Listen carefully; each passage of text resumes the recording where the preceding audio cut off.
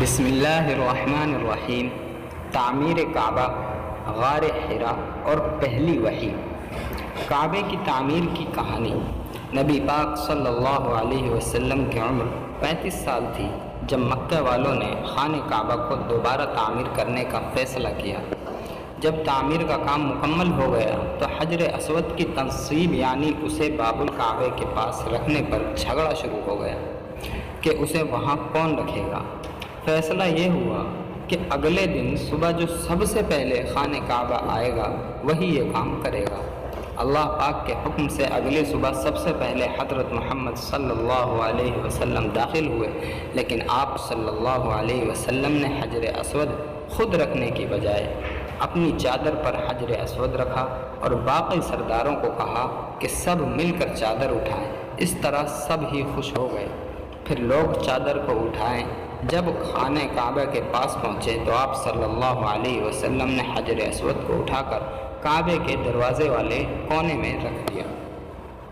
غار حرا کی کہانی۔ نبی پاک صلی اللہ علیہ وسلم کی عمر جب 38 سال کے قریب ہوئی تو اس وقت آپ صلی اللہ علیہ وسلم کے گھر سے کچھ کھانے پینے کا سامان لے کر مکے کے قریب ایک پہاڑی حرا میں چلے گئے۔ یہ مکے سے قریباً 3 میل دور تھی۔ کچھ دن اس پہاڑی ایک غار میں رہے۔ جب سامان ختم ہوا تو واپس آ گئے۔ کچھ دن بعد پھر چلے گئے۔ یہ سلسلہ قریباً 2 سال جاری رہا۔ مکے والوں کا شرک کرنا، بتوں سے مانگنا آپ صلی اللہ علیہ وسلم کو بہت برا لگتا تھا، اس لیے زیادہ تر وقت آپ غار حرا میں گزارتے۔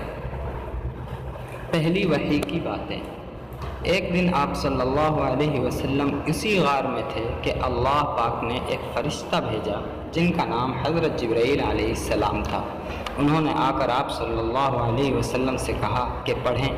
آپ صلی اللہ علیہ وسلم نے فرمایا کہ میں پڑھ نہیں سکتا۔ فرشتے نے پھر یہی سوال کیا۔ آپ صلی اللہ علیہ وسلم نے پھر فرمایا کہ میں پڑھ نہیں سکتا۔ تیسری مرتبہ پھر یہی سوال کیا تو پھر آپ صلی اللہ علیہ وسلم نے وہی جواب دیا۔ پھر فرشتے نے آپ صلی اللہ علیہ وسلم سے کہا اقرأ بسم ربک الذی خلق خلق الانسان من علق اقرأ وربک الاکرم الذی علم بالقلم علم الانسان ما لم يعلم۔ اپنے رب کے نام سے پڑھ جس نے پیدا کیا، اس نے انسان کو ایک جمے ہوئے خون سے پیدا کیا۔ پڑھ اور تیرا رب ہی سب سے زیادہ کرم والا ہے۔ وہ جس نے قلم کے ساتھ سکھایا، اس نے انسان کو وہ سکھایا جو وہ نہیں جانتا تھا۔ یہ پہلی وحی تھی جو آپ صلی اللہ علیہ وسلم کی طرف ان کے رب نے بھیجی تھی۔ اس سورت کا نام سورۃ العلق تھا اور نازل ہونے والی آیات کی تعداد 5 تھی۔ اس کے بعد آپ صلی اللہ علیہ وسلم گھر چلے گئے۔ جب گھر پہنچے تو کپکپاہٹ طاری تھی۔ آپ صلی اللہ علیہ وسلم نے اپنی زوجہ محترمہ خدیجہ رضی اللہ تعالی عنہ سے کہا کہ مجھے کمبل اڑا دو۔ آپ صلی اللہ علیہ وسلم پر کمبل دیا۔ جب طبیعت کچھ بحال ہوئی تو ساری بات سنائی۔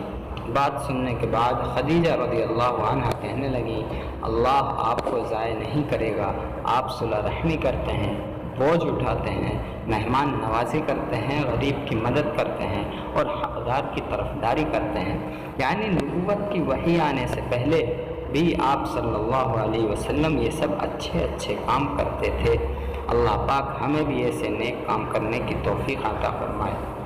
اس کے بعد وہ آپ صلی اللہ علیہ وسلم کو لے کر اپنے چچا زاد بھائی ورقہ بن نوفل کے پاس گئی۔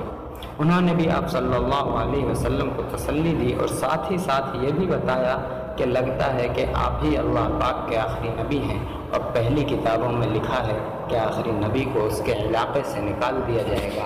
یعنی آپ صلی اللہ علیہ وسلم کو نبوت ملنے کے بعد ایک مشقت والی زندگی گزارنی پڑے گی۔